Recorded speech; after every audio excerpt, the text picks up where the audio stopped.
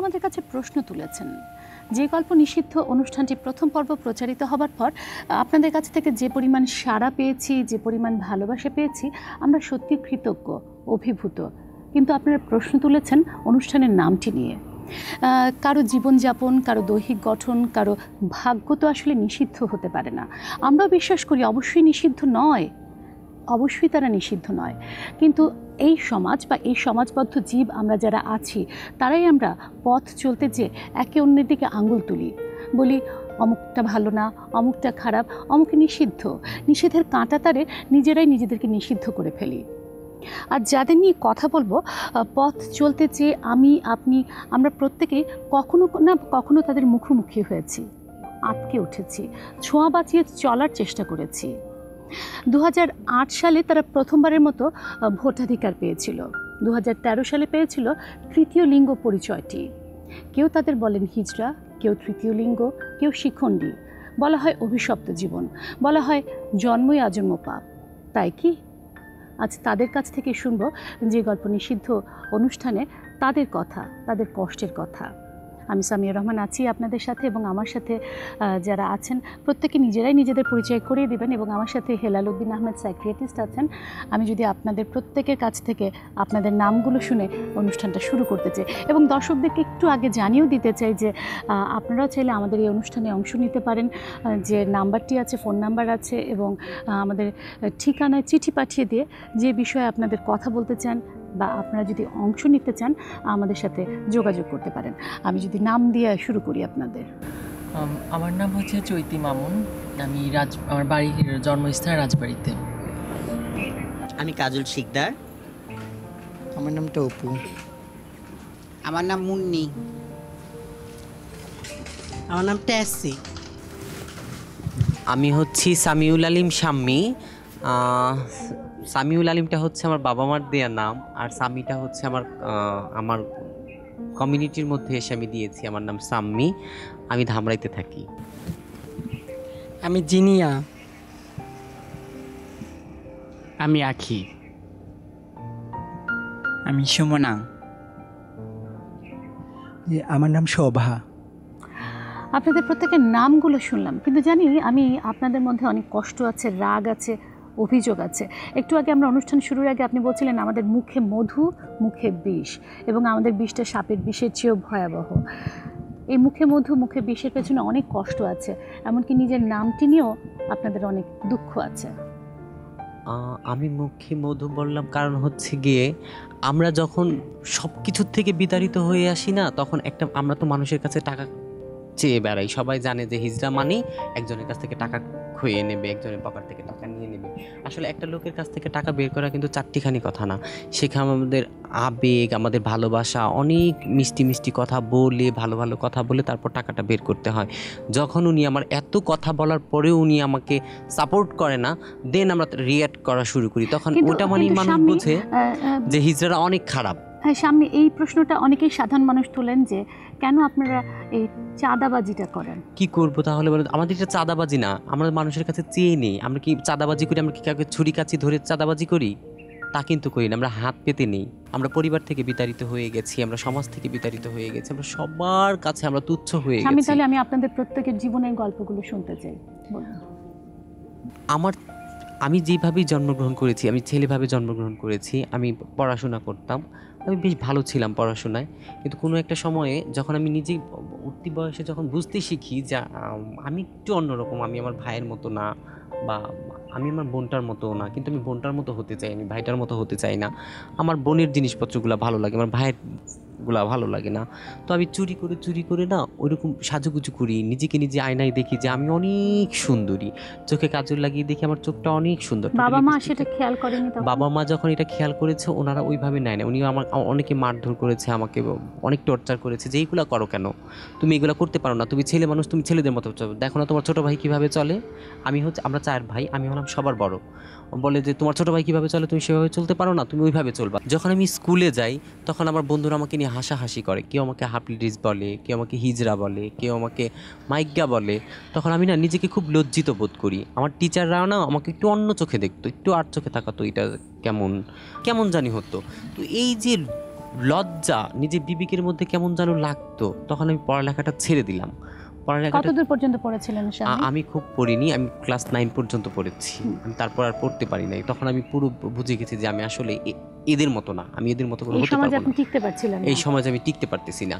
আমার ভাই যে আমার ছোট ভাই, সে বলে তুমি যদি এরকম করো তাহলে কিন্তু আমি গলায় দড়ি দেব, আমি বিষ খাবো। তখন আমার বাবা মা একটা প্রেশারের মধ্যে পড়ে যায়, দেখো তুমি যদি এরকম করো তাহলে আমার ওই ভালো ছেলেটা মারা যাবে। তখন আমি কি করব, নিজে যখন খুঁজে পাচ্ছিলাম না যে আসলে আমি কোথায় গিয়ে দাঁড়াবো, তখন আমি আমার এই কমিউনিটির মধ্যে চলে আসি। এই কমিউনিটির খোঁজ পেলেন কেমন করে? এই কমিউনিটির খোঁজ পেলাম বলতে, আমাদের এলাকায় সচরাচর অনেক হিজড়াই আসে, বাচ্চা না করতে আসে, টাকা কালেকশন করতে আসে। ওদের সাথে আমার 1 দিন 2 দিন কথা হয়, ভালো লাগে, ওদের সাথে আমার কথার সাথে মিলে যায়, ওদের আচার আচরণের সাথে আমার আচার আচরণ মিলে যায়। তো আমি একদিন ওদের সাথে খুব কথাই বলি, আমার মনের দুঃখটা ওদেরকে বলি যে দেখো আমার এরকম। ওরা আমাকে বললো যে ঠিক আছে তুমি আমার কাছে থাকো, আমাদের সাথে কথা বলবা, আমাদের ওখানে বেড়াতে যাই। আপনি যখন চলে গেলেন আপনার বাবা মার সাথে আর যোগাযোগ হয়নি? আমরা তো এমনিতে বের হয়ে আসি নাই, আমি কি ইচ্ছে করে বের হয়ে আসলাম? যখন আমার বাবা মা আমাকে প্রেশার দিচ্ছে, আমার ভাই বলতেছে সে আমার জন্য মারা যাবে, আমার বাবা বলতেছে তুমি এগুলা করো না, আমি কোথায় যাব, আমি কি ঘরে বন্দি হয়ে থাকবো? যখন সবকিছু বাধা হয়ে দাঁড়ায় আমার জীবনে, তখন পরিবারটাকে আমরা মুক্তি দিয়ে তারপর চলে আসি, পরিবারটাকে আমরা মুক্তি দিয়ে আসি, আমি আমার মতো করে চলে যাই। আমি চৈতি। হ্যাঁ, আমি চৈতি। দেখেন হচ্ছে কি আমাদের জন্ম কিন্তু ছেলে রূপে। কারণ হচ্ছে কি আমার যখন জন্ম হয়েছিল আমার পাড়া প্রতিবেশী যেই হোক আজান দিয়েছিল, ছেলে হয়েছিলাম। আমার মায়ের কিন্তু অনেক আশা যে আমার পুত্র সন্তান, আমার ভবিষ্যৎধারী সে। শৈশবে যখন আমার মানে বায়ুসন্ধিকাল, যেটা আমার শারীরিক পরিবর্তন হয়, এটা ছেলের হয়, এটা মেয়ের হয়, তখন আমার পরিবর্তন হচ্ছে। যখন আমি ছোটোবেলার থেকে যখন বড় হয়েছি, যখন আমার বয়স যখন 7 থেকে 8, তখন কিন্তু আমি মানে মেয়েদের মতো চলবো, মেয়েদের মতো ফিরবো, মেয়েদের কাপড় চোপড়ে অ্যাট্রাক্টেড হব। কিন্তু আমার মা বলতো কি যে তুই এগুলো করিস কেন, যে সবাই দেখি ফুটবল নিয়ে খেলতেছে, তুই এটা নিয়ে খেলে এরকম করিস কেন, এটার কারণ কি? তা আমার পাশের লোকজন কিছু মাইক গাতো, সেই জিনিস এটা মানে এরকম মেলি টাইপের, তাই এগুলো করে। কিন্তু আমার কাছে তখন খারাপ লাগতো, আবার আমার ওইটাই কিন্তু আমার ভালো লাগতো। আমার মনে হতো যে আমি এরকমই, তখন আমাকে মনে হতো যে আমি মনে হয় মেয়ে মনে হয়। কিন্তু আসলে তো যখন একটা মানুষ বড় হয়, একটা মেয়ের তো বড় হতে হতে তার শারীরিক যে চেঞ্জ হয়, আমার তো ওইটা হচ্ছে না, আমার মানসিক চেঞ্জ হচ্ছে, মানসিক মারাত্মক চেঞ্জ হচ্ছে।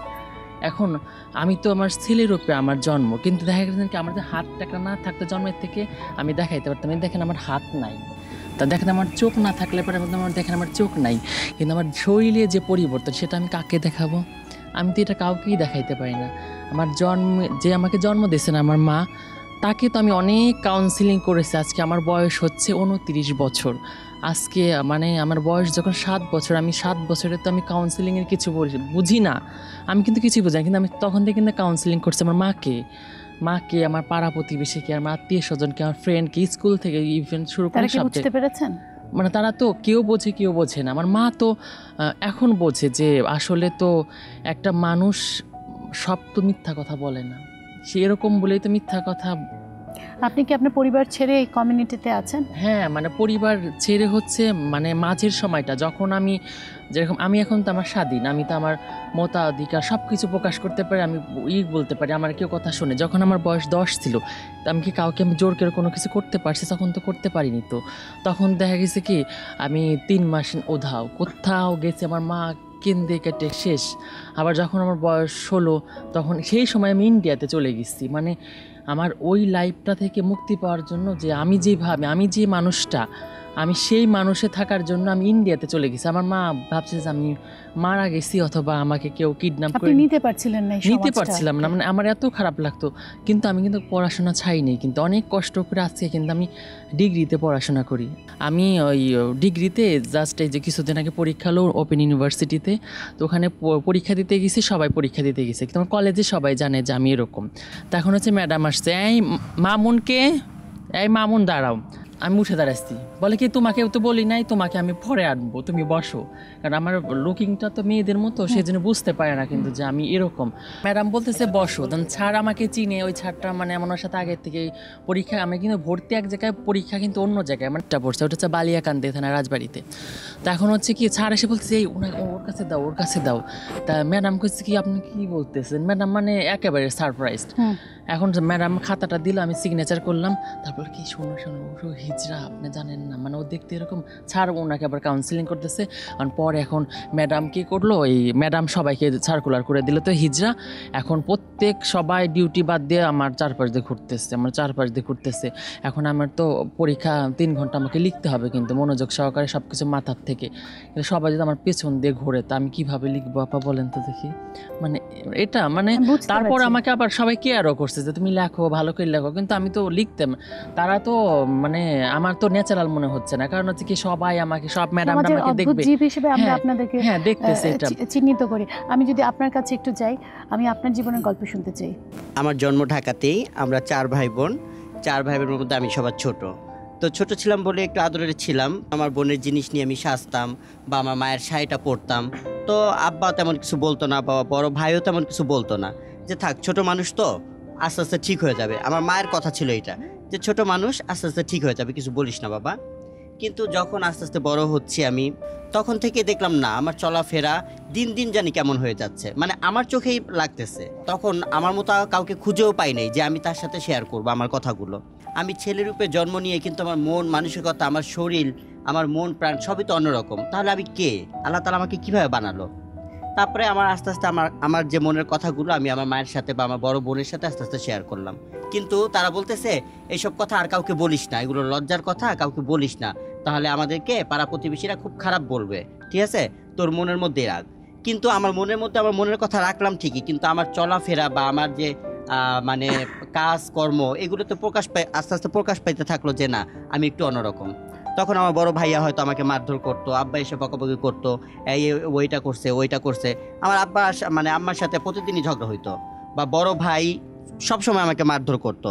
আমাকে একদিন এমন মারলো যে আমার পা পর্যন্ত ভেঙে গেল। তারপরে আস্তে আস্তে যখন আমি আমার এই কমিটির খবর পেলাম, ওই কমিটির কাছে আমি যেতাম, ওইখানে যেয়ে তাদের আমার মনের কথা বলতাম। আপনার পরিবারের সাথে কি আর কোনো যোগাযোগ আছে?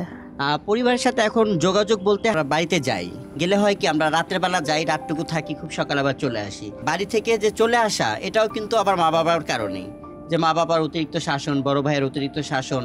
দেখা যায় সমাজের মানুষও আমাদের মা বাবাকে খারাপ বলে, বা মা বাবা আমাদেরকে শাসন করতেছে, তখন আমরা সমাজ থেকে বের হয়ে আসি। আমি আপনার কাছে শুনতে চাই, সমাজের মানুষ খারাপ বলে, সমাজের মানুষ আমরা ছোঁয়া বাঁচিয়ে চলতে চাই, কিন্তু আপনাদের জীবনেরও কষ্ট আছে, অনেক কষ্ট নিশ্চয়ই পেয়েছেন জীবনে, কি বলবেন? আমাদের জীবনের কষ্টটা একদম ব্যতিক্রম। এখন হচ্ছে ওরা বুঝে, আমার গুরু বলছে, ওই গুরু বলছে, অনেক কিছুই বলছে। শৈশবে ওদের জীবনেও যা হয়, আমার জীবনেও তাই হয়েছে একই। আপনাদের সম্পর্কে একটা ভুল ধারণা আছে। ভুল ধারণা মানে আমরা আপনাদের সম্পর্কে খুব বেশি জানি না। আমরা মনে করি যে আপনারা একটা অন্য সমাজে, আপনাদের কমিউনিটি আর গুরুমার অধীনে আপনারা থাকেন। আপনাদের ব্যাপারে অভিযোগ করা হয় যে কেন আপনারা চাঁদাবাজি করেন, যেটা স্বামী বললেন যে আপনাদের তো এছাড়া বেঁচে থাকার কোনো উপায় নেই, পথ চলতে যে কষ্টটা, আপনাদের ধর্মটা নিয়েও কথা আছে। জিনিসটা এমন একটা জিনিস যেটা আমরা বলে ভাষায় বা কার্যক্রমে আমরা দেখাতে পারবো না যে আমরা কোন ধর্মটা করলে খুশি হবে। কি আমার বাবা মা মুসলিম, বা আমি মুসলিম, আমি নবী 4 কলমা পড়ছি, বা আমার মতো আরও 10 জন পড়ছি, এখন আমি কোনটা, আমি হিন্দু ধর্ম পালন করব বা খ্রিস্টান বা বৌদ্ধ, আমি কি করব? আমরা যখন ডেরায় চলে আসি, যখন আমরা হিজড়া গুরু মায়ের আন্ডারে থাকি, তখন কিন্তু আমাদের এইখানে ধর্ম নিয়ে কোনো বাধা সৃষ্টি করে না। যে যা ধর্মের সে ধর্মই পালন করে।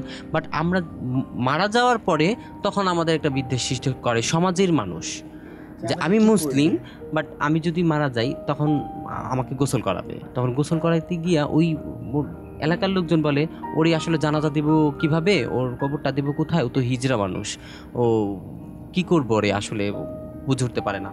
তখন দেখা যায় কি আমাদের গোসলটা পর্যন্ত করায় না, গোসল করাইতে গিয়ে হ্যাম্পার হয়, আমাদের কাফনের কাপড় পরাইতে যায় ঝামেলা করে, যে এটা মেয়ের কাপড় পরাবো না ছেলে কাপড় পরাবো, জানাজাটা ছেলে নামে হবে না মেয়ে নামে হবে, এইটা নিয়েই না আসলে সমাজের মানুষই আমাদের এইটার মধ্যে ফেলে দিছে, ধর্মটাকে করে ফেলে। কিন্তু আমাদের ডেরার মধ্যে আমাদের গুরুমা কিন্তু আমাদের ধর্ম নিয়ে কোনো অসুবিধা করে না। তাহলে আমি এবার আপনার কাছে শুনি আপনার জীবনের কষ্টটা।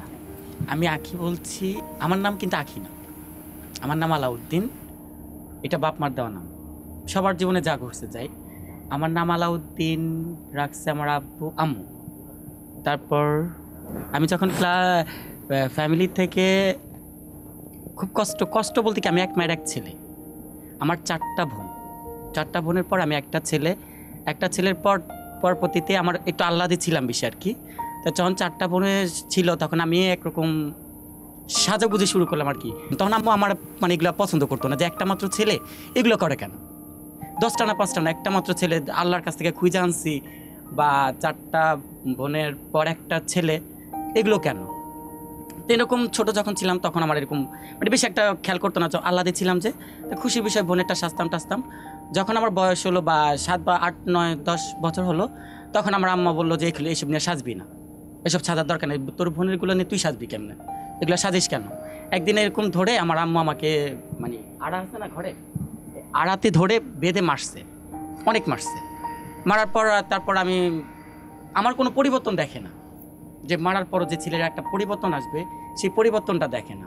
তারপর আমি স্কুলে যখন ক্লাস 5-এ পড়ি তখন আমার কমিটি যেমন আমি হাফ লেডিস মানে হাফ লেডিসের মতো চলি, আমার এরকম একটা হাফ লেডিসের সাথে আমার একটা বন্ধুত্ব ছিল। তো ওর একটা হিজড়ার সাথে পরিচয় ছিল, যে ওই হিজড়ার সাথে উঠা বসা করতো, কিন্তু কোনোদিন শাড়ি কাপড় পরতো না, ওই হিজড়ার সাথে এমনি দেখা সাক্ষাৎ করতো আর কি। তখন ওই হিজড়ার সাথে আমার পরিচয় করা দিছে। তো পরিচয় করা দেওয়ার পর ওই হিজড়ার সাথে আমার দেখে হয় কি সুন্দর নাচে গায়ে ঘরের ভিতরে, ভালোই লাগে, আমারও তো নাচতে মন চায়। ওই যেমন নাচতেছে আমিও তো এরকম নাচতে মন চাচ্ছে, ওইও সাজতেছে আমারও সাজতে মন চাইতেছে। তো ওর সাথে বেশ কিছুদিন আমি মিশতে এইভাবে আমার মানে এক প্রকারে আমার পড়ালেখা নষ্ট হয়ে গেছে আর কি। পড়ালেখা যখন নষ্ট হয়ে গেছে তখন আম্মু কি করছে, যে পড়ালেখা করাবে না আমাকে, যদি তোর তোরেতে যদি পড়ালেখাই না হয় তাহলে তুই অন্য কাজ কর। আমার কাজ হলো, আমার কাজ পছন্দ হলো মেয়েদের কাজের মতো, আমার ছেলেদের কাজ আমার হবে না। যেমন আমার রান্না করা পছন্দ, ঘর কাচানো পছন্দ, একটা সংসারে যেসব মেয়েদের কাজ থাকে সম্পূর্ণটাই আমার পছন্দ। মানে আমার ফ্যামিলি যদি আমাকে গার্মেন্টসে চাকরি করার জন্য, আমি তো গার্মেন্টসের চাকরিটা আমার পছন্দ হবে না, আমি পারবো না। তো এক প্রকারে আমার কি করলো, মারধর করে একদম কয়েক তুই তার বাসায় আসবি না, তোর মুখ দেখতে চাই না। তখন ওই যে সঙ্গ ছিল আমার, যে হিজড়ার সাথে পরিচয় ছিল, ওই হিজড়ার সাথে আমি যা দেখা করলাম, কান্নাকাটি করলাম, বা আমার ফ্যামিলি থেকে যা হলো আমি সব কিছু আর ভেঙে বললাম। ভেঙে পাওয়ার পর একটা হিজড়ার সাথে আমার মানে ওই যে শিষ্য আর গুরু, যে শিষ্য গুরুটা হয়, তখন যে আমি তার শিষ্য হলাম। শিষ্য হওয়ার পর থেকে সে আমাকে আস্তে আস্তে কিভাবে কি করতে হয়, কিভাবে বলতে হয়, কিভাবে থেকে মানে সবকিছু বুঝে। আপনাদের ভাষাও আলাদা, আমি জানি একটা উল্টি বলে ভাষা আছে, আমি সেই ভাষায় কথা শুনবো। তার আগে আমি একটু আপনার কথা শুনতে চাই। আপনি কিছুক্ষণ আগে অনুষ্ঠান শুরুর আগে বলছিলেন যে আমাদের মুখে বিষ সাপের বিষের চেয়েও ভয়ঙ্কর। হ্যাঁ, আমি একটু বলি আপা, আমার নাম মুন্নি, ঢাকায় নাম, দেশের বাড়ি আমার বরিশাল। আমার 9 ভাই বোন, আমার সেখানে নাম দিয়েছে মুন্না নামে আমার ফ্যামিলি।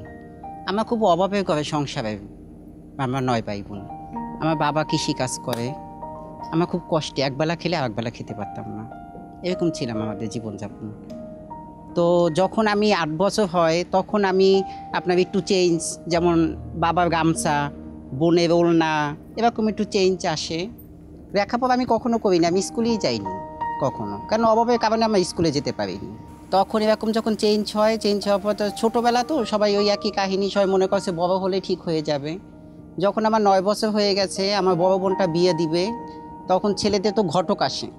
ঘটক আসার পরে তখন ওনার সামনেই আমি গামছাটা পরে একটু হেলে দুলে নাচি, গান গাই, বোনের বিয়া, মানে তখন সে বিয়েটা ভেঙে যায়। বিয়েটা ভেঙে যাওয়ার পরে আমার দাদি আমাকে বলে যে যখন হয়েছিল তখন লবণ খাওয়াই মারতে পারলি না, এটাকে কি জন্য রাখছো, এটা কি গাপ দিবি গরমের মধ্যে বইয়া, এটা বেডাও না, মাগিও না, ভবিষ্যৎ কথা যেরকম কথা বলে। তখন আমি অতটা গুরুত্ব দিই না, কারণ বুঝি নাই আমি যে আমাকে বলে না কাকে বলে, আমি অতটা বুঝিনি। তখন একদিন মা বললো কি ঠিক আছে তাহলে ওকে আমি করি, মানুষের বাসায় কামে দিয়ে দিই। তখন আমার পাশের বাসায় আমাকে কামে দিয়ে দিয়েছে, কিন্তু মার কথা খুব মনে পড়ে, পাশের বাসায় কাজ আর করতে পারিনি, চলে আসি, কাজে দিয়ে দেয় চলে আসি। পরে যখন চলে আসি এরকম আসতে পরে আপনার একদিন সেরা বিয়ের প্রস্তাব আসছে, আমাকে কি করছে, আমার চাচার বাড়ি এখানে, আমাদের ঘর, আমার চাচার ঘর হয়েছে ওই মাথায়, ওই ঘরে নিয়ে আমাকে বন্দি করে রাখছে সারাদিন, আমাকে খেতেও দেয় না, সারাদিন বাইরে দিয়ে তালা দিয়ে রাখছে। তালা দিয়ে রাখার পরে আমি ভাবলাম যে আমাকে কেন তারা তালা দিয়ে রাখবে, এদিকে যে বিয়ে বা ছেলেপক্ষ আসতেছে দেখবে বা আমাকে দেখে বিয়ে ভেঙে যাবে, এটা আমি জানি না। পরে সন্ধ্যা রাত 8টা বাজে তারা যখন গেছে তখন যেই তারা তালা খুলছে, খোলার পরে তখন আমি ঘুম মানে না খেতে কান্দে কাইটে আমি ঘুমাই গেছি।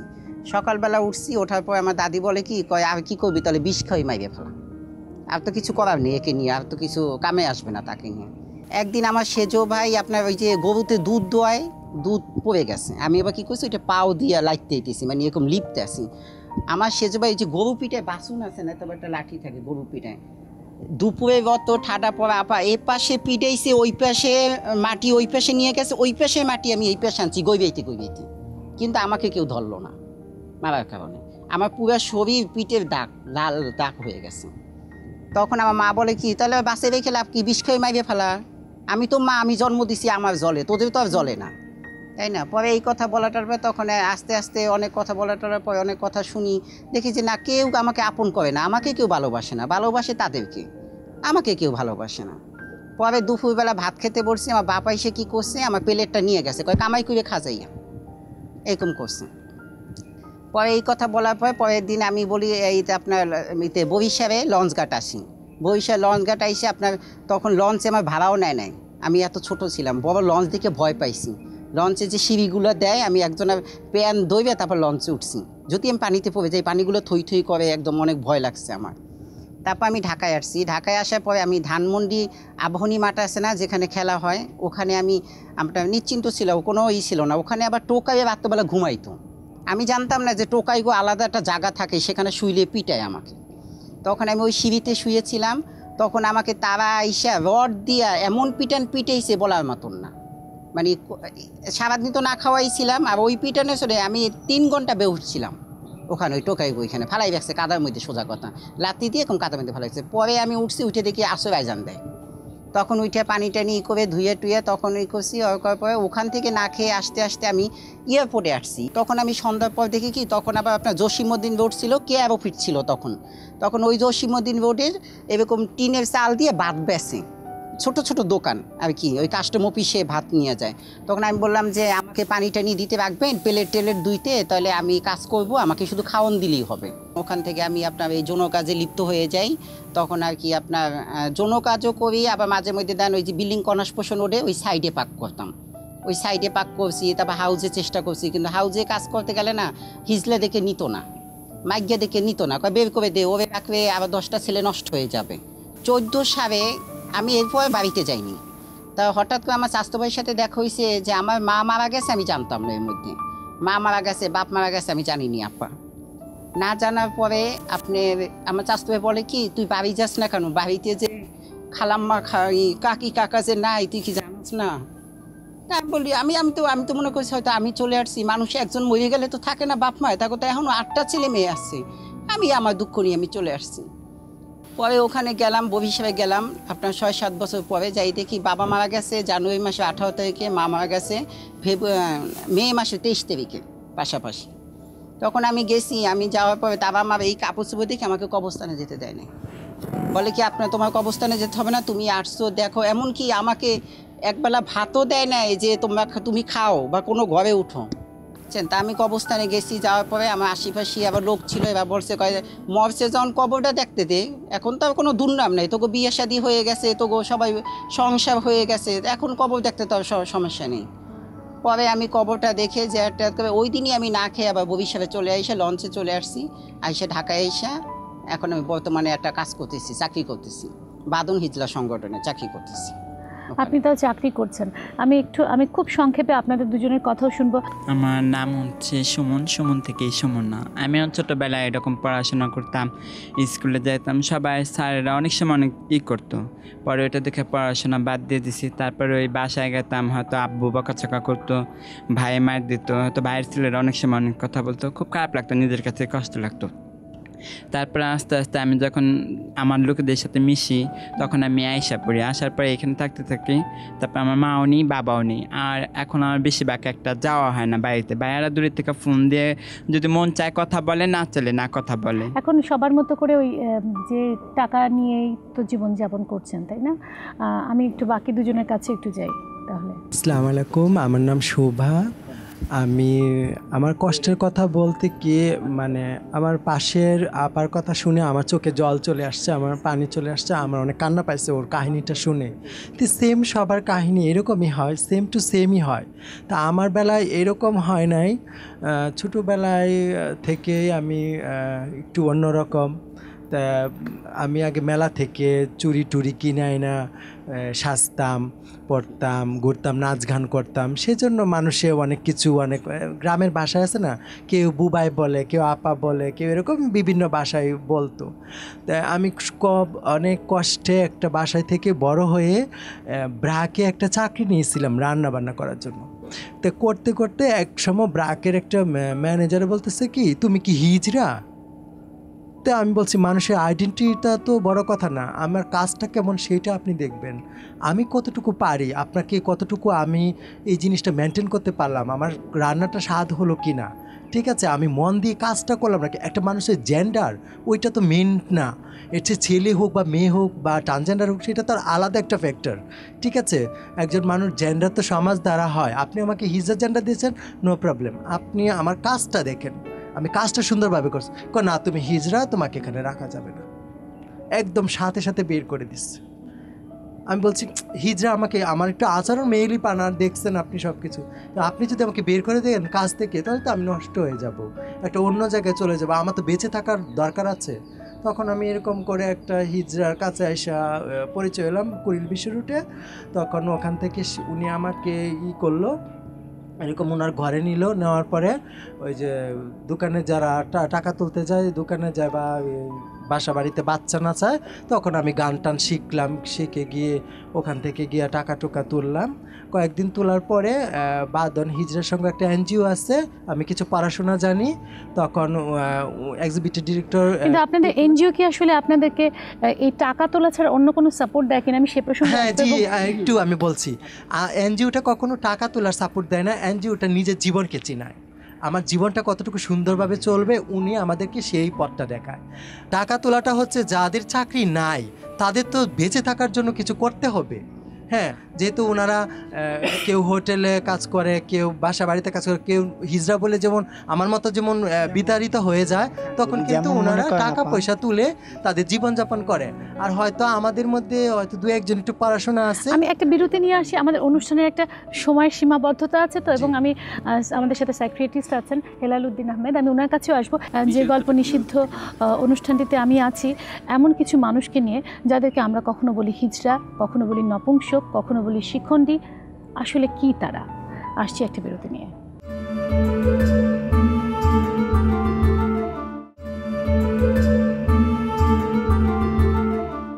দর্শক, ফিরে এলাম যে গল্প নিষিদ্ধ অনুষ্ঠানটিতে।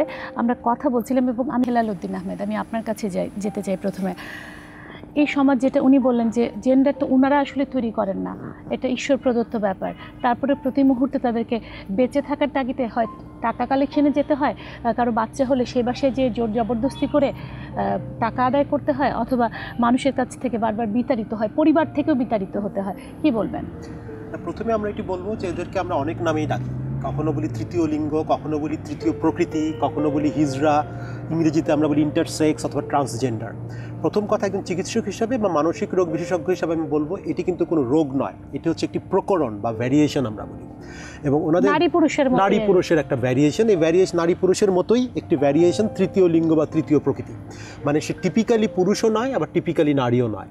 তার অন্তর্গত গড়ন একরকম, তার বহির্গড়ন হয়তো আর এক রকম, তার মনের গড়ন একরকম, তার দেহের গড়ন আর এক রকম। এবং তাদের বেদনার গল্প আমরা শুনলাম, এবং এই বেদনার গল্পের দুটো দিক কিন্তু আমরা সমাজতাত্ত্বিকভাবে বা তার মনস্তাত্ত্বিকভাবে যদি ব্যাখ্যা করি তখন দুটো ভাগ পাই আমরা। একটি হচ্ছে তার এন্ডোজেনাস, তার ভেতর থেকে আসে যে কষ্টটা, মানসিক চাপটি, যে আমি আমার দেহের গড়ন এরকম কিন্তু আমার তো মনটা রয়েছে আরেক ধরনের, তো সেখানে তার নিজের ভেতরের একটা কষ্ট থাকে, এটাকে আমরা বলি অন্তর্গত কষ্ট।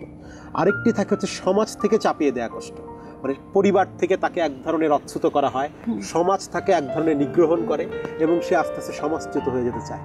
ফলে তার নিজের ভেতরের কষ্ট এবং বাইরে থেকে চাপিয়ে দেওয়া কষ্ট, এই দুটো মিলে তারা কিন্তু তখন নিজেদের একটা আলাদা সংস্কৃতি তৈরি করে। যে তার ভাষার কথা বললেন, এটিও তার একটি সংস্কৃতির অংশ।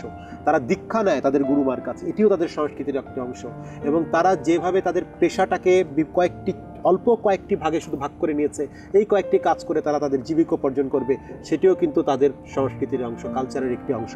আমরা বলবো এই ক্ষেত্রে কিন্তু সেটাকে যে ভাগ করে নিয়েছে, আসলে চাকরিতে ঢোকারও তো কোনো উপায় নেই, সরকারি চাকরি বিশেষ করে। এক্ষেত্রে আমরা বলবো যে দুটো মডেল যদি আমরা বলি, একটা হচ্ছে দক্ষতার মডেল, আরেকটি হচ্ছে সোশ্যাল বা সামাজিক মডেল।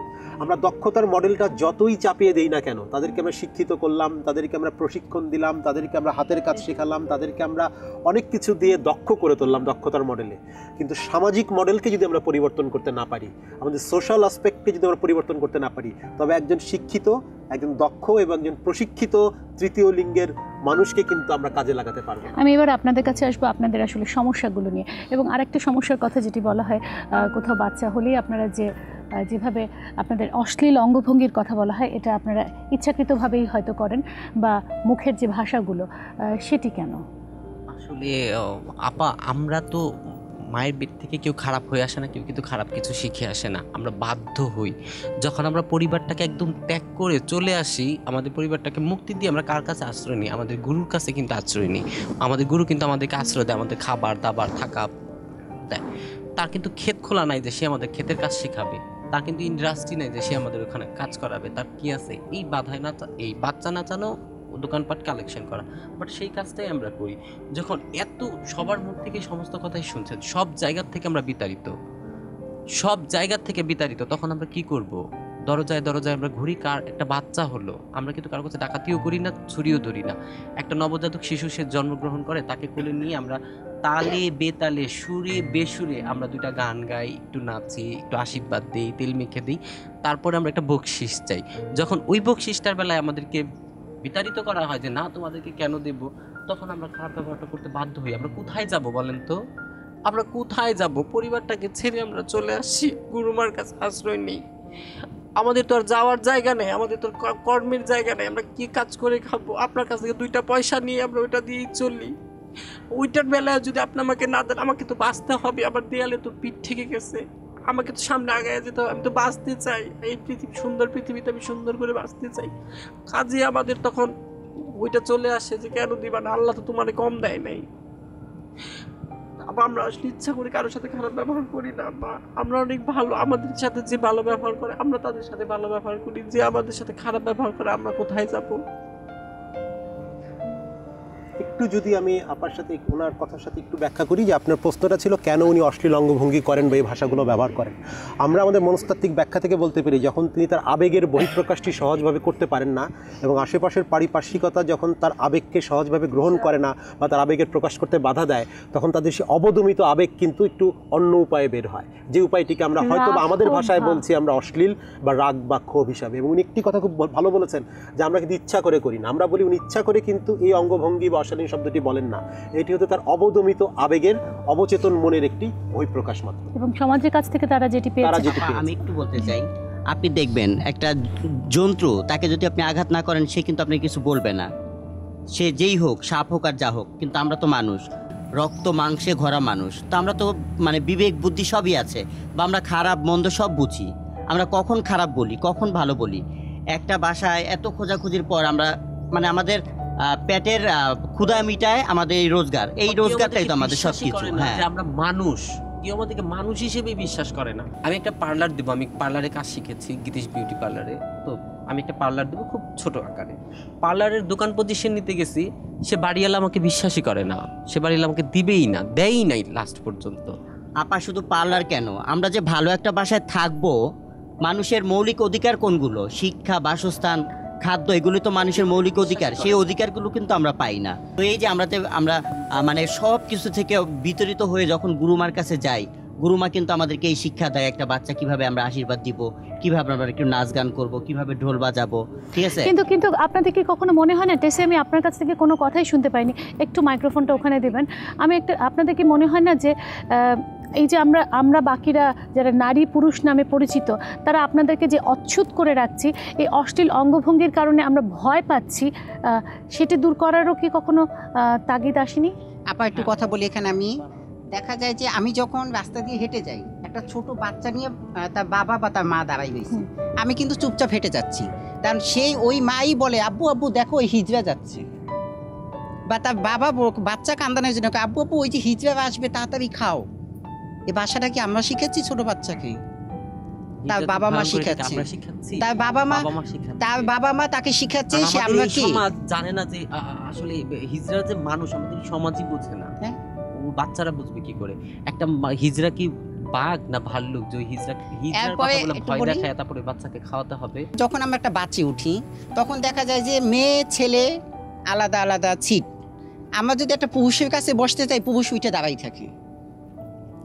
আজকে আমি একটা বাসে উঠছি, একটা মহিলা যদি আমি তার পাশে বসতে চাই, সে আমাকে থুয়ে 3 হাত দূরে সইবে বসে। আমি তো কোনো মায়ের জন্ম আকাশ থেকে তো আসি নাই।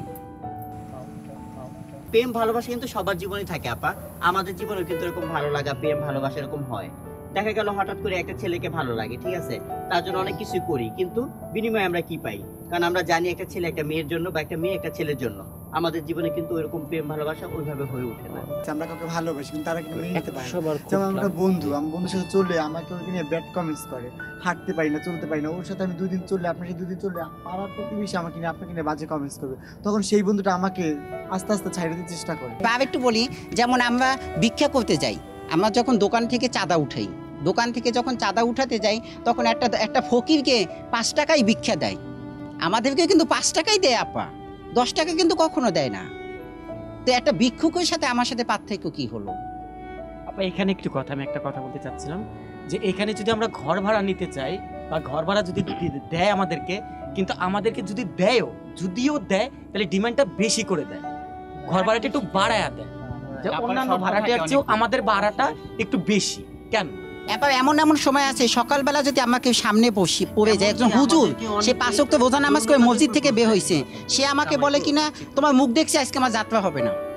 সালাম দিতে চেলে সালাম নিতে চায় না। সারা দিনটা কেমন যাবে আমি নিজেও জানি না, এভাবে বলে, মানে আমাদের শুনেই বলে। টেসি, এই যে সারাক্ষণ সবাই অচ্যুত করছে, সারাদিন মাটি করার কথা বলছে এবং আমরাই করছি আপনাদেরকে।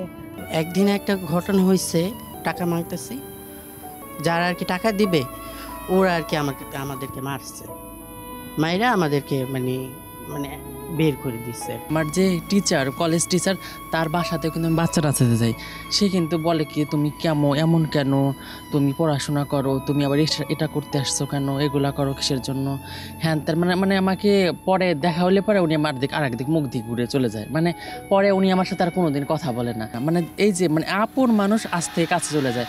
দেখেন আমরা আত্মীয় বাড়ি বাচ্চা নাচাতে গেছি, তারপর থেকে সে আমার দেখা হলে কথা হয়, মানে একটা করে সারা পৃথিবীর মানুষ যদি আমার সাথে আর কথা না বলে, তা আমি একটা মানুষ হিসেবে কীভাবে?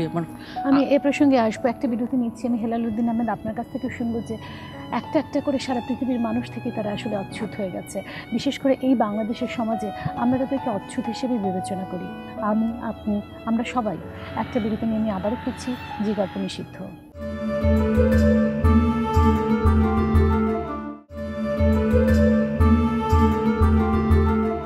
দেখছেন যে গল্প নিষিদ্ধ, আমি সামিয়া রহমান আছি আপনাদের সাথে, এবং আমার সাথে যারা আছেন তারা নিজেরাই বলেন যে তারা সমাজ থেকে অচ্যুত হয়েছেন। এই পরিবার, এই রাষ্ট্র, এই দেশ তাদেরকে আসলে মানুষ হিসেবে গণ্য করে না। তৃতীয় লিঙ্গ যদিও আমরা তাদেরকে নাম দিয়েছি, আসলে কি তাদেরকে কোনো একটা লিঙ্গ হিসেবে আমরা বিবেচনা করি? আমি আপনাদের কাছে আসবো এবং হেলালুদ্দিন আহমেদ আপনাদের কাছে আসবো। আপনি বোধহয় কিছু বলতে চাইছিলেন, বলুন। আমি বলতে চাইছিলাম আপা একটাই, আমরা মানুষের সাথে সমাজের মূল স্রোতধারায় চলে আসতে চাই এবং আমরা সমাজের মূল স্রোতধারায় কাঁধে কাঁধ মিলিয়ে কাজ করি, দেশটাকে উন্নত সমৃদ্ধির দিকে নিয়ে যেতে চাই। শুধু আমরা একটু সুযোগের অপেক্ষায়। আপনারা যদি আমাদেরকে একটু সুযোগ দেন, ভালোবাসা দিয়ে কোথাও একটা জবের ব্যবস্থা করে দেন, তাহলে আমরা নিজেরা চাকরি করে দেশটাকে অনেক উন্নত দিকে এগিয়ে নিয়ে যাব। অনেক ধন্যবাদ। মূল স্রোতধারায় ওনারা আসেন, কিন্তু আসতে চান, কিন্তু সেটি তো আসলে আমরা করে দিতে পারছি না। একে তো তাদের মানসিক একটা কষ্ট যন্ত্রণা রয়েছে, তারপর আমরা প্রতি মুহূর্তে তাদেরকে অচ্যুত করে। জি, অনেক সময় দেখা যায় তারা যখন তাদের বঞ্চনার জন্য বা কোনো লাঞ্ছনার জন্য তারা যখন প্রশাসনের কাছে যায় অথবা আইন শৃঙ্খলা রক্ষাকারী বাহিনীর কাছে যায়, সেখানেও কিন্তু তারা একজন মানুষ হিসাবে যে অধিকারটি তার পাওয়ার কথা ছিল, যে সুবিচারটি তার পাওয়ার কথা ছিল, সেটি কিন্তু তারা পায় না। ফলে সেই দেখা যায় সেই প্রশাসন বা আইন শৃঙ্খলা রক্ষাকারী বাহিনীটি কিন্তু পুনরায় তাকে সেই সমাজের কাছে প্রেরণ করে যে সামাজিক বিচারের মাধ্যমে তার বিচারটি হবে। তারা কিন্তু নিজেরা সেই বিচারটি করে না। ফলে তারা যখন নানা মাধ্যমে আমাদের কাছে আসে, আমরা যখন আবার কোনো দাপ্তরিকভাবে তাদেরকে জানাই, তখন তারা বাধ্য হয় তাদের যে অধিকারটি সেটিকে ফিরিয়ে দিতে। আমরা বলবো যে তারা কি সেক্ষেত্রে দেখা যাচ্ছে যে সামাজিক শক্তিটি কিন্তু অনেক বড় হয়ে দাঁড়ায় আইনি শক্তির চাইতে। আমরা আইনি শক্তিটি প্রতিষ্ঠা করতে চাই এবং তাদের অধিকারটিকে প্রতিষ্ঠা করতে চাই। 2008 সালে ওনারা কিন্তু ভোটাধিকার পেয়েছেন, 2013 সালে ওনাদের পরিচয়পত্রে এবং পাসপোর্টে তাদের এই তৃতীয় লিঙ্গটি কিন্তু স্বীকৃতি পেয়েছে। এবং একটি খুব আশ্চর্যের বিষয়, হয়তো আপনাদের শুনতে আশ্চর্য লাগবে, সেটা হচ্ছে মার্কিন যুক্তরাষ্ট্রে কিন্তু এখনও এই তৃতীয় লিঙ্গকে তাদের পরিচয়পত্রে স্বীকৃতি দেওয়া হয়নি। এটি কিন্তু বাংলাদেশ, পাকিস্তান, নেপাল সহ আমাদের অনেক রাষ্ট্রে কিন্তু আমরা করেছি, কিন্তু বড় বড় রাষ্ট্র যারা নিজেদেরকে সভ্যতার ধারক বাহক মনে করে তারা কিন্তু দেয়নি। তো সেক্ষেত্রে আমরা বলবো আমরা খানিকটা তো এগিয়েছি। আর আমরা বলবো যে আমাদের শুধু আইন করে হবে না, শুধু স্বীকৃতি দেওয়া হবে না, সমাজকে কিন্তু তাদের দৃষ্টিভঙ্গিটা পরিবর্তন করতে হবে। পাশাপাশি আপনাদের কমিউনিটিতে যারা আছেন তাদেরকে কিন্তু আমরা বলবো তাদেরও একটা পরিবর্তনের দরকার, সেটিকে আমরা বলি এম্পাওয়ারমেন্ট, মানে আপনাদেরকে ক্ষমতায়িত হতে হবে। আমাদের চৈতি উনি পড়ালেখা করছেন, আমরা বলবো পড়ালেখার মাধ্যমে, কোনো দক্ষতার প্রশিক্ষণের মাধ্যমে যখন আপনারা নিজেদেরকে ক্ষমতায়িত করতে পারবেন, যখন আপনারা নিজেদেরকে আপনাদের বর্তমান যে কাজগুলো করছেন, যে ট্র্যাডিশনাল যে পেশার মধ্যে আপনারা রয়েছেন তার বাইরে দাঁড়িয়ে থেকে মূল পেশার ভেতরে আপনারা প্রবেশ করতে পারবেন, আমরা বলবো সমাজের দৃষ্টিভঙ্গি কিন্তু তখন পাল্টাবে। আর সমাজের দৃষ্টিভঙ্গি পাল্টানোর জন্য আমি সবার আগে বলবো আমাদের ছোট শিশুদেরকে ছোটোবেলা থেকেই বাবা মারা, আমার যে বোনটি বললেন, যে উনি যে কথাটি বললেন, যে যখন বাবা মা একটি শিশুকে নিয়ে চলে যায় তাকে দেখায় ওই দেখো হিজড়া চলে যাচ্ছে, এই ধরনের আমাদের সামাজিক ভয়টা যেন না দেখায় এবং শিশুকে ছোটোবেলা থেকেই তৃতীয় লিঙ্গের সাথে পরিচয় করে দিতে হবে। আমি হিজড়া শব্দটি আসলে ব্যবহার করতে চাই না, আমি বলি তৃতীয় লিঙ্গ বা তৃতীয় প্রকৃতি, এটির সাথে কিন্তু শিশুকে ছোটোবেলা থেকেই পরিচিত করাতে হবে এবং পারিবারিকভাবে যদি এই চর্চাটা চলতে থাকে সামাজিক চর্চাটা শুরু হবে এবং সামাজিক চর্চা তখন তাদের দিকে আমরা অদ্ভুত দৃষ্টিতে তাকাবো না। আমাদেরকে যেমন এক সময় মাইকটা একটা কথা বলতে চাই, আপনি যে বললেন শিক্ষা, যেমন উনি শিক্ষা আসতে উনি আসতে অনেকে আছে যারা শিক্ষা জানে না, যাদের শিক্ষার অভিজ্ঞতা নাই, ডেফিনেটলি নাই মনে করেন, যে পড়াশোনা করে নাই কখনো, তাদের কি হবে? তারা কিভাবে চলবে? যাদের জন্য শিক্ষা তাদেরকে আমরা বলি শিক্ষা, আর যাদের শিক্ষা নেই তাদের জন্য প্রশিক্ষণ বা কোনো দক্ষতার কাজের দক্ষতা, বিশেষ বিষয়ে কাজের দক্ষতা। আমি একটু বলতে চাই, মাইক্রোফোনটা নিয়ে প্রশিক্ষণ আমি নিলাম, বাট ওই প্রশিক্ষণের উপরে কোনো কাজ যে আমি করে খাবো ওইটার সুযোগ আমাকে করে দেওয়া হলো। আমি আগে বলেছি যে সামাজিক মডেলটাকে আমাদের সামাজিক দৃষ্টিভঙ্গি চেঞ্জ করতে হবে। আমরা চাই যে বাচ্চাদের যাতে প্রাথমিকভাবে হিজড়া সম্বন্ধে কিছু ধারণা অন্তত বই পুস্তকে দেওয়া হয়, যাতে ছোট বাচ্চারা বুঝতে পারে যে না হিজড়া আসলে কি কিরকম হতে পারে, যে এরাও মানুষ, নারী পুরুষের মতো করে তাদেরকে রক্ষা করা। এটা যদি ছোটবেলা প্রাথমিক থেকে একটু। মাইক্রোফোনটা নিয়ে এখানে যে দেখা যায় যে আমরা যে এলাকায় থাকি আমাদেরকে কিন্তু অনেকে মাইদুরি করে বা অনেকে আমাদের যে সমাজ থেকে আলাদা করে দেয়, বা দেখা যায় যে আমরা একটা বাজারে গেলাম, একজন একটা ঢিল দিল, সেখানে একটু উত্তর দিতে গেলে আমাদেরকে মারি শুরু করে, তখন সেই বিচারটা আমরা কাকে দিব? সেই বিচারটা নিয়ে আমরা যাই কোথায়? এলাকার বাড়ি এলাকার কাছে, না কোনো ক্লাবে যাই, সেখানে আমরা বিচার পাই না। যাই আমরা থানায় যখন আমরা যাই, থানায় আমাদেরকে বিচার নেয় না, তোদের আবার কিসের বিচার রে? তোরা হিজলা মানুষ, তোরাই তো দুর্নয়টা এক করে ফেলাস, তোরা কিসের বিচার নিতে আসছিস? তাহলে আমরা যদি দুর্নয় এক করে ফেলাই তাহলে আমরা থানায় আসলাম কেন? তাহলে আমরা ওখানে ওই এলাকার ক্লাবে যাবো কেন? তাহলে বাড়ি এলাকার কাছে যাবো কেন? তাহলে আমরাই তো দুর্নয় এক করে ফেলাই, কিন্তু আমরা সেখানেও কোনো বিচার আমরা আজ পর্যন্ত পাইনি। আমি সবার শেষ মন্তব্যটা নিয়ে নিতে চাচ্ছি। আপা হচ্ছে কি, যেরকম আমি শিক্ষিত, কিন্তু দেখেন আমি কিন্তু অনেক জায়গায় বাংলাদেশের অনেক জায়গায় সিবি দিছি, কিন্তু আমার কিন্তু চাকরি দেয় নাই, কিন্তু আমার ঠিক কিন্তু আমার গুরুমাই কিন্তু আমাকে আশ্রয় দিচ্ছে, ঠিকই সে কিন্তু আমাকে ফেলে দিতে পারেনি, আমাকে রাষ্ট্রের মানুষ ফেলে দিচ্ছে, কিন্তু আমার গুরুমা ফেলে দেয়নি। তো এখানে হিজড়াদেরকে কেউ যে ব্লেম দেয় সেটা তো ঠিক না। আর এই ব্লেমটা ভেবে চিনতে বিশ্লেষণ করে বলতে হবে যে হিজড়ারা খারাপ। হিজড়ারা যে কাজটা করে, বাচ্চা নাচানো, তারপরে ছল্লা তোলা বা টাকা তোলা, এটা তারা বাধ্য হয়ে করছে, আমি বাধ্য হয়ে করছি, কেন করব না? কারণ আমি এখন কীভাবে জীবনযাপন করবো? আমার সকালবেলা উঠলে আমাকে ভাত খেতে হয়, আমার সকালবেলা হলে কাপড় পরতে হয়, আমি তো এগুলা করতেছি আমার হচ্ছে জীবনের তাগিদে করতেছি।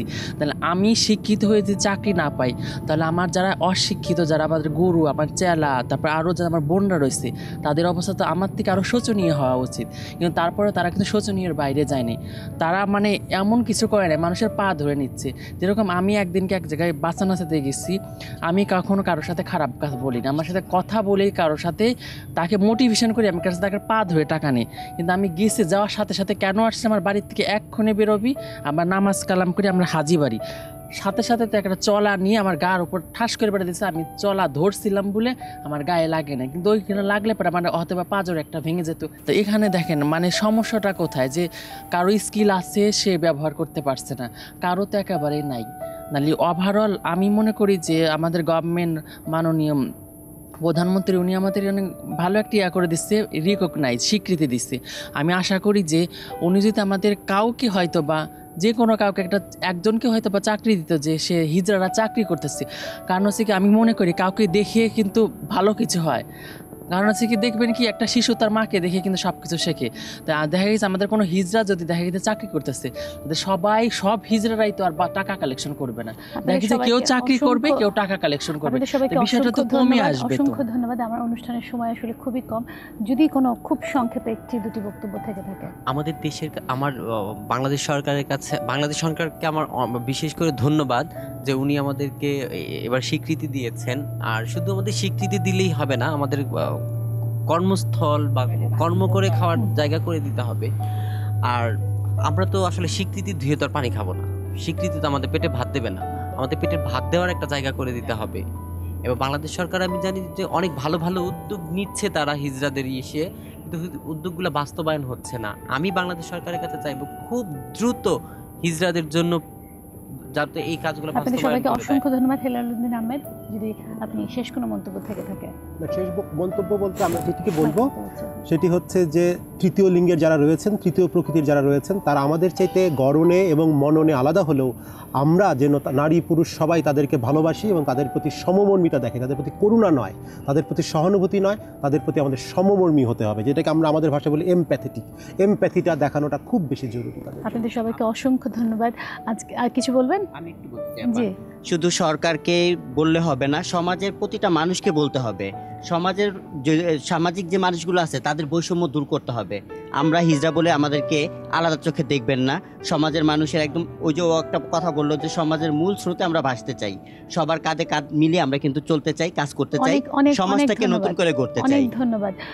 তারা সমাজ থেকে আসলে বিচ্যুত হতে চান না। এই সমাজ তাদের দিকে আঙুল তুলে প্রতিদিন, প্রতি মুহূর্তে, প্রতিনিয়ত তারা ভাবেন নিজেদেরকে অচ্ছুত, কিন্তু তারা সেটি হতে চান না। সামাজিক স্বীকৃতি তারা পেয়েছেন, কিন্তু সামাজিক বেঁচে থাকার জন্য নিশ্চয়তাটুকু তারা পাননি। সেটুকুই আসলে রাষ্ট্রের প্রতি তাদের আকুল আবেদন এবং সমাজের প্রতিটি মানুষের কাছে তাদের আবেদন যেন তাদেরকে অন্য চোখে না দেখা হয়।